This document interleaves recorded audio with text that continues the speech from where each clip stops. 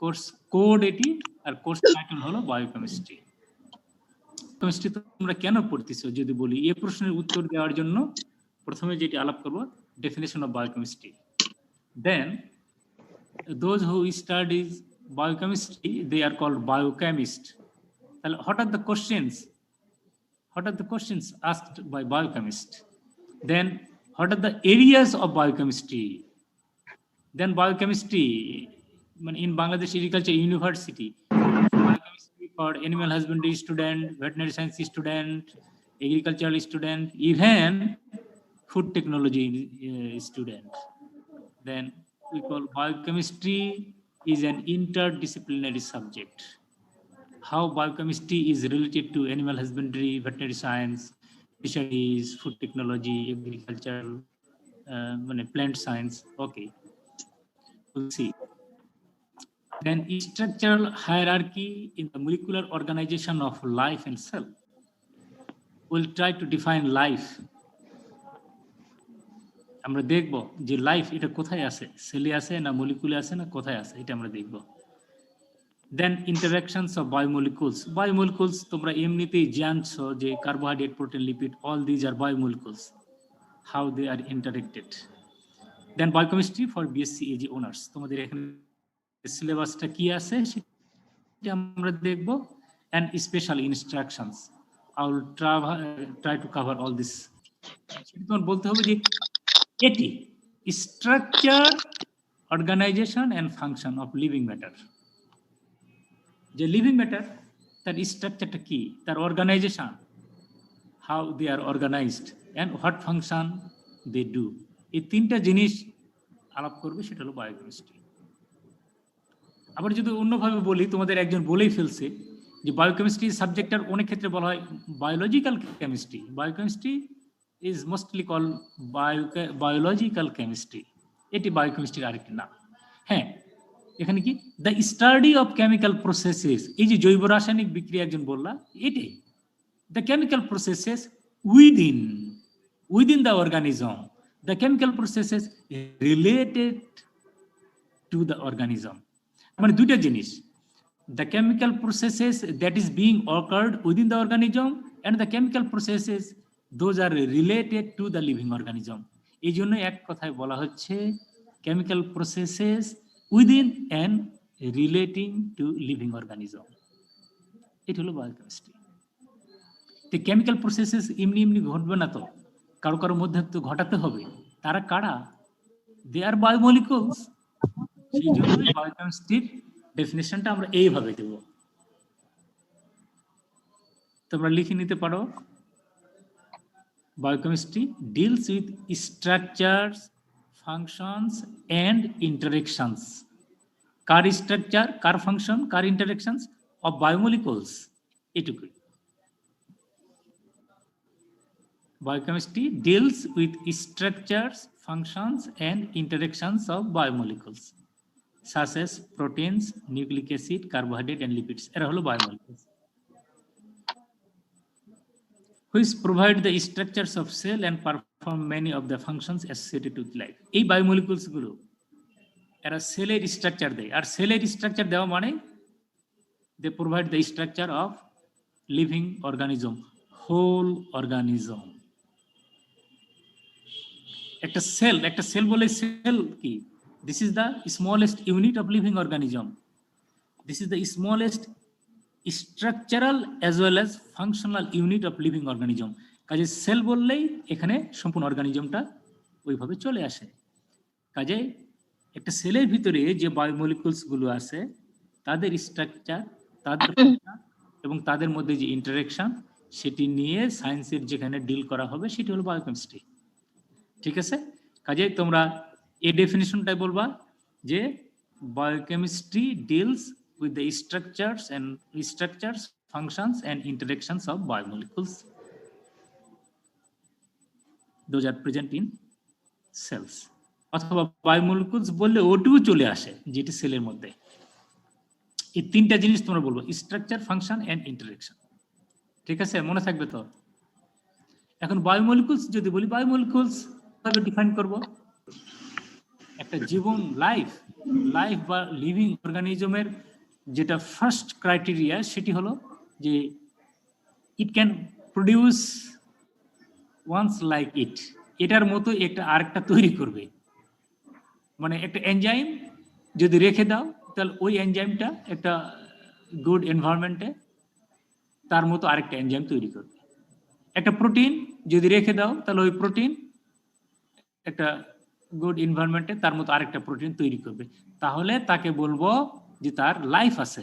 কিন্তু একটা কার্বোহাইড্রেট যেমন গ্লুকোজ অথবা একটা প্রোটিন অথবা লিপিড বা এনজাইম এগুলোকে যদি রেখে দেই, প্রপার এনভায়রনমেন্ট দেই, তাহলে সেখান থেকে তাদের মতো আরেকটি তৈরি হবে না। কাজেই আমরা বলতে পারবো না যে যদি এভাবে বলতে চাই আমরা এটি দুটো ভাগে ভাগ করব পড়ানোর সময়। কেমিস্ট্রি অফ বায়োমলিকুলস, দেখ মানে বায়োমলিকুলস এর কেমিস্ট্রি যেখানে occurrence, functions, classification, physical and chemical properties of carbohydrate, protein, lipid, nucleic acid, enzymes এগুলো আমরা পড়াবো। আবার মেটাবলিজম অফ বায়োমলিকুলসে আমরা পড়াবো যে metabolisms of carbohydrate, protein, lipid, nucleic acid এগুলো আমরা পড়াবো। এবং সেখানে যেটি আমরা আসবে যে জিনিসগুলো বিভিন্ন মানে cycles and pathways like citric acid cycle. In this course, we will discuss the chemistry and metabolism of biomolecules. What are the biomolecules? Carbohydrate, protein, lipid, nucleic acid, enzymes, hormones, and vitamins. Question biochemist ask করতে পারে, বুঝতে পারছো? Question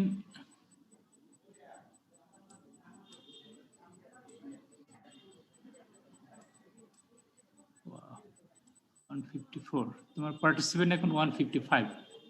anyway কি কি question আসতে হতে পারে? What are the chemical structures of the component of living matter? একটা লিভিং ম্যাটার তার কেমিক্যাল স্ট্রাকচার কি, how they are interacted, how they extract energy, living matter how they extract energy from the environment. তারপর genetic information, how they store and transmit genetic information. Chemical changes, what are the chemical changes or chemical processes occur within the living organism? How the chemical reactions are controlled within the living organism? All these are the questions asked by biochemist, এবং সেটি কেমিস্ট্রিতে answer হবে। Biochemistry যদি বলি যে principal area কি, তাহলে হলো structural chemistry, metabolism, আরেকটি হলো ইনফরমেশন। যেটা স্ট্রাকচার কেমিস্ট্রি এটা বুঝতে পারতেছ, স্ট্রাকচার ফাংশন রিলেশনশিপ। যেমন structure function depends on structure. স্ট্রাকচারে যখন ভেরিয়েশন আসবে ফাংশনে ভেরিয়েশন আসবেই, এই জন্য বলা হচ্ছে স্ট্রাকচার ফাংশন রিলেশনশিপ।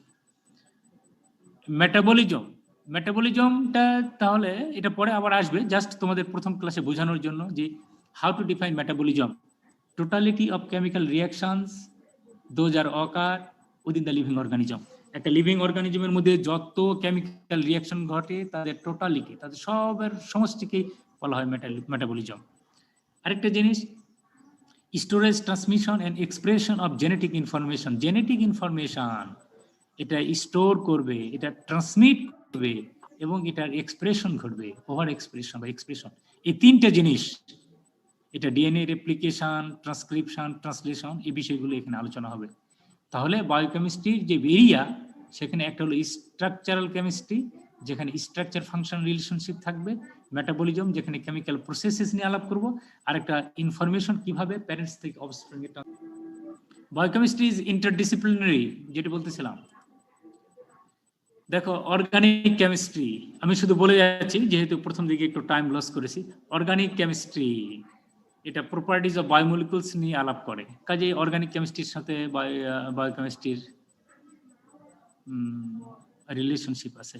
বায়োফিজিক্স এটা বায়োমলিকুলস এর স্ট্রাকচার নিয়ে ডিল করে, কাজে সেখানে সম্পর্ক আছে। মেডিকেল রিসার্চ যদি বলো সেখানে তো বায়োকেমিস্ট্রির অবদান অন্যরকম। যদি নিউট্রিশন বলো তাহলে ডায়েটারি রিকোয়ারমেন্ট, যেটি কোন ডায়েটে কি আছে, কোন বায়োমলিকুলস কি পরিমাণে আছে। যদি মাইক্রোবায়োলজি বলি যেমন সিঙ্গল সেলড অর্গানিজম আর ভাইরাসেস, তাদের যে স্ট্রাকচার, তাদের যে ফাংশন, তাদের যে প্রোপাগেশন, এই সবগুলো নিয়ে আলাপ করে এবং তাদের সাথে বায়োকেমিস্ট্রির সম্পর্ক। ফিজিওলজি একটি বড় জিনিস, আর যেটা মলিকুলার লেভেলের স্টাডি সেটি হলো বায়োকেমিস্ট্রি, সেল বায়োকেমিস্ট্রি, জেনেটিক্স। এটা নাম থেকে আসে যে বায়োকেমিস্ট্রির সাথে তাদের সম্পর্ক অন্যরকম। এলিমেন্টাল কম্পোজিশন অফ অর্গানিজম, একটা অর্গানিজমকে যদি আমরা মানে ডিসইন্টিগ্রেট করি, ভেঙে ফেলি, তাহলে আমরা কি পাবো? আমরা সেখান থেকে কিছু মলিকুল পাবো। ফাইনালি আমরা যেটি পাবো, in certain proportion carbon, hydrogen, nitrogen, oxygen, sulphur, calcium and potassium, এগুলো পাবো। এগুলো নির্দিষ্ট পরিমাণে পাবো। তাহলে একটা অর্গানিজম তাকে যদি এলিমেন্টাল কম্পোজিশনে যায় তাহলে এগুলো পাবো। তাহলে এটি নির্দিষ্ট প্রপোর্শনে যদি মিক্স আপ করি তাহলে কি অর্গানিজম আমরা তৈরি করতে পারবো? পারার কথা তো, তাই না? জি স্যার। জি স্যার, জি আমি একমত, জি স্যার। কিন্তু কেউ পারেনি তার কারণ যে এই কম্পোজিশনই শুধু না, সেখানে একটা হাইলি কমপ্লেক্স একটা অর্ডার, এই অর্ডারটা মেনটেন করা সম্ভব না। সায়েন্টিস্ট এটি বলে আর কি। এটি আমি রিলিজিয়াস পার্সপেক্টিভ থেকে বলতেছি না, সায়েন্টিস্ট বলে। যদি এভাবে দেখো, একটা অ্যাটমস, একাধিক অ্যাটমস নিয়ে মলিকুল, বেশ কয়েকটি মলিকুল নিয়ে কম্পাউন্ড, কয়েকটি কম্পাউন্ড নিয়ে সেল, টিস্যু, কয়েকটা সেল নিয়ে, তারপরে বেশ কয়েক রকমের টিস্যু নিয়ে অর্গান, তারপর কয়েকটা অর্গান নিয়ে অর্গান সিস্টেমস, তারপরে কতগুলো অর্গান সিস্টেম নিয়েই তো অর্গানিজম, তারপরে কতগুলো অর্গানিজম নিয়ে একটা পপুলেশন, তারপরে সেখানে কমিউনিটি, তারপরে ইকোসিস্টেম, তারপরে বায়োস্ফিয়ার। এই যে বায়োস্ফিয়ার, এটাকে এইভাবে তো চিন্তা করতে হবে। আবার অথবা এই বায়োস্ফিয়ার থেকে বিভিন্ন ইকোসিস্টেমে বিভিন্ন কমিউনিটি, বিভিন্ন পপুলেশন, অনেক অর্গানিজম, অনেক organ system, organs, tissue, cell, molecules এবং অ্যাটম। এই যে অ্যাটম, নির্দিষ্ট প্রপোর্শনে আমরা অ্যাটম পাচ্ছি। আমরা যদি বলি লাইফ, তা লাইফ কোথায় আছে? এই সিস্টেমটা যদি আমরা দেখি, চ্যানেলটা যদি দেখি, এই হায়ারার্কি যদি আমরা দেখি, তাহলে আমরা দেখব, এখানে বলে দেই যে এখানে অ্যাটমসের লাইফ নাই, মলিকুলসের লাইফ নাই। যখন সেলে আসতেছি, সেল লেভেলের লাইফ, তাহলে লাইফটা কিভাবে তৈরি হচ্ছে? আবার যদি এই দিক দিয়ে বলি, এদিকে লাইফ লাইফ লাইফ লাইফ সবকিছু সেল লেভেল পর্যন্ত লাইফ আছে, যখনই সেল থেকে মলিকুলসে গেলাম লাইফটা তাহলে গেল কিভাবে? কোথায় গেল এই লাইফ? এই যে এলিমেন্টাল কম্পোজিশন নির্দিষ্ট প্রপোর্শনে আছে। এখানে সায়েন্টিস্টরা যেটি বলতেছে, there is no greater object of wonder, no greater think of beauty than the dynamic order, যেটি আমি আগে বলেছিলাম, than the dynamic order, the organised complex of life. শুধু একটা অর্গানিজমকে আমরা যদি এলিমেন্টাল কম্পোজিশনে আসি, ওই কম্পোজিশন দিয়ে আমরা অর্গানিজম তৈরি করতে পারবো না, because there is a dynamic order, the organized complexed or complexity that is very organized, but the order, যে ডাইনামিক অর্ডার, সেটি আমরা পারতেছি না। এই জন্যই সায়েন্টিস্টরা বলছে এই ডাইনামিক অর্ডার আমরা পারতেছি না। এটা হলো জীবনের একটা বিউটি। এখানে যদি আবার বলি, এটা অন্যভাবে বলেছি, বুঝছো? এখানে যেমন এই হায়ারার্কিতে যখন আসলাম, তাহলে এই যে দেখো, এই দিক দিয়ে যদি যাই বা এই দিক দিয়ে, যে দিক দিয়ে আসি, এই দিক দিয়ে আসলে সেল পর্যন্ত লাইফ আছে, আর এদিক দিয়ে গেলে অর্গানেল পর্যন্ত, যেমন মাইটোকন্ড্রিয়া, নিউক্লিয়াস, এ পর্যন্ত লাইফ নাই। তারপরে যখন সেল তৈরি হলো লাইফ আছে। তাহলে this is the demarcation line, তাই না? এর নিচের দিকে নন লিভিং আর এখানে লিভিং। তার লাইফটা কিভাবে তৈরি হলো? এই লাইফটা কিভাবে তৈরি হলো? তখনই বলতেছে যে এই যে এলিমেন্টস গুলো যেগুলো আছে, এর একটা ডাইনামিক অর্ডারে আছে, সেই অর্ডারটা আমরা মেনটেন করতে পারি না। আগের স্লাইডে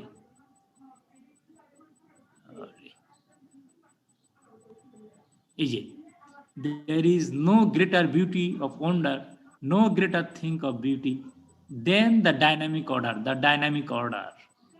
কি অর্ডারে আছে এটা আমরা জানি না, খালি প্রপোর্শন মেনটেন করলে হবে। ডাইনামিক অর্ডারটাই বুঝছি না, মানে এটা একটু বললে। ডাইনামিক অর্ডার, এই জিনিসটা জানলেই চলবে এখনকার জন্য, ঠিক আছে? এই ডাইনামিক অর্ডার, এই কথাটা এখন এইটুকু জানলেই চলবে। এই অর্ডারে এই এলিমেন্ট গুলো আছে, যার কারণে লাইফ তৈরি হচ্ছে। এখানে যদি আরেকটু এইভাবে বলি, ক্রোমোজোম আর এটা হলো ডিএনএ। ক্রোমোজোমের মধ্যে ডিএনএ এন্ড প্রোটিন দুইটা আছে, ক্রোমোজোম এন্ড ডিএনএ, সরি, ক্রোমোজোমের মধ্যে ডিএনএ এন্ড প্রোটিন, ডিএনএ তার সাথে প্রোটিন যখন থাকবে তখন সেটা হয়ে যাবে ক্রোমোজোম, যখন সেপারেটেড হয়ে যাবে তখন প্রোটিন আর ওদিকে ডিএনএ, দুইটা যখন একটা নির্দিষ্ট কম্বিনেশনে how they are super coiled সেটির একটি ব্যাখ্যা আছে, ডিসক্রিপশন আছে, সুপার কয়েলড ফর্ম, কিন্তু এখানে ডিএনএ এবং প্রোটিন দুটো মিলে ক্রোমোজোম তৈরি হয়। এর মধ্যে বলেই ফেলেছি যে একটা সেলকে ভাঙলে আমরা এই সব জিনিস পাবো, অথবা যদি বলি এই সব জিনিস নিয়ে সেল গঠিত হয়, এই সব জিনিস কি নিয়ে গঠিত, এর আরো বায়োমলিকুলস নিয়ে গঠিত এবং তাদের কিছু মনোমারিক ইউনিট আছে। তার মানে মনোমারিক ইউনিট, সেখান থেকে ম্যাক্রোমলিকুলস, সেখান থেকে সুপ্রামলিকুলস, সুপ্রামলিকুলস থেকে সেল। এখানে সেল তার লাইফ আছে, এদের কারোরই লাইফ নাই। তাহলে লাইফ জিনিসটা কি দাঁড়াচ্ছে? Life is a relationship among molecules and not a property of any molecule. খেয়াল করো, এখানে এই সেলের ভিতরে লাইফ আছে, তো সেলের ভিতরে লাইফ কি এমনি এমনি আছে? এই যে এই মলিকুলস গুলো কি রিলেশনশিপে আছে, কি ডাইনামিক অর্ডারে আছে, তার কারণেই তো এখানে লাইফ ডেভেলপ করছে। সেই জন্য বলা হচ্ছে যে life is a relationship among molecules, among molecules, এই মলিকুলস রিলেশনশিপ অ্যামং মলিকুলস। তাহলে কোন মলিকুল, কোন মলিকুলের জন্য এটা লাইফ হয়েছে? সেখানে বলা হচ্ছে যে and not a property of any one molecule, কোনো মলিকুলে দাবি করতে পারবে না যে না এটা আমার জন্য এটা লাইফ হয়েছে। তাহলে অন্যটা কি? নো, সবগুলোরই এখানে দাবিদার কি, এটি কারোই না, এটি সবার। বিষয়টা হলো যে life is not a property of any one molecule, কিন্তু এটি সব মলিকুলের। এই জিনিসটা ভালো করে বোঝার চেষ্টা করো যে life is a relationship among molecules and not a property of any molecule. একটা জিনিস বোঝানোর জন্য যে how it looks like, এটি মনে হবে ভেরি ডিফিকাল্ট, ভেরি কমপ্লেক্স, কিন্তু যখনই আমরা একটা একটা একটা করে আলাপ করব, it would become very easy and then you will get interest. এই জিনিসটা খেয়াল করবা।